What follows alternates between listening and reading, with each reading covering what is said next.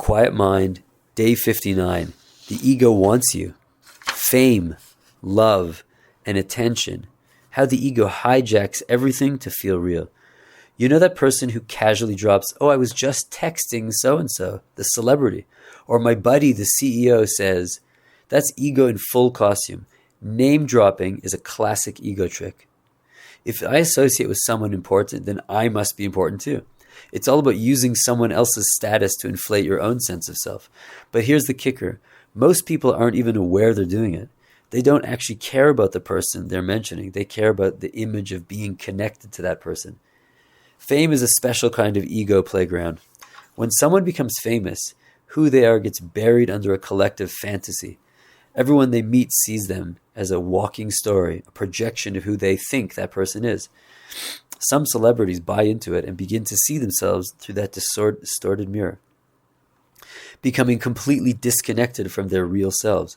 It's no wonder so many end up isolated, addicted, or deeply unhappy, surrounded by people who only want a piece of the image. Einstein didn't fall for that trap.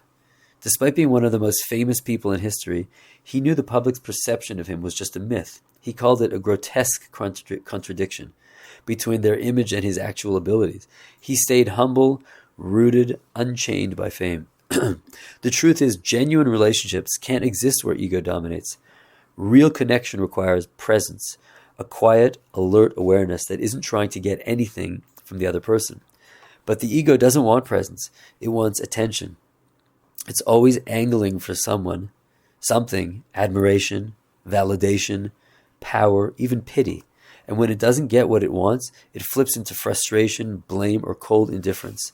Many people are just playing roles. They don't even know it. They act a certain way to get what their ego craves: attention, affection, a sense of control. And the ego will take attention in any form. If it can't get praise, it'll settle for criticism. If it can't be loved, it'll be feared. Kids do this instinctively, misbehaving just to get noticed. Adults are more subtle, but it's often the same game. Even the shy person, afraid of being seen, isn't ego-free. They're simply caught in a tug-of-war between the craving for attention and the fear of judgment. Behind "I'm not good enough" often lurks a deep wish to be better than everyone. It's all ego. Whether it sounds proud or pitiful, confidence can mask insecurity, and low self-esteem can hide a desire for superiority. It's a shapeshifter. Then there's the victim role, one of the ego's favorite disguises. It milks sympathy, attention, and significance from suffering. "Look at what happened to me. Can you believe how unfair this is?" The story becomes part of their identity. And if no one listens, the ego tells the story to itself over and over. It doesn't want healing. It wants to be someone who is wounded, because to let go of the story would mean letting go of me. Romantic relationships are where ego really goes wild. At first, it's all role-playing. I'll be who you want if you'll be who I want. There's a rush of need and attention, a high that feels like love, but it's actually addiction. "I want you" becomes "I love you," but it really means "I want you to make me feel whole." And once the masks drop, usually after moving in together, what's left is not the true self, but raw ego, disappointment, and blame. True love is rare because true presence is rare. Wanting is not loving. Wanting is ego trying to fill its void. Spanish even nails the confusion. Te quiero means both "I want you" and "I love you." And the more honest ego-free "te amo" almost never used. So what can you do? Start noticing the ego.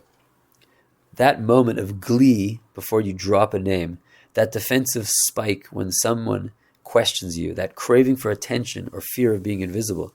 Just observe. You don't have to fix it. The moment you see the ego, you're already free of it, because awareness isn't ego, it's who you really are.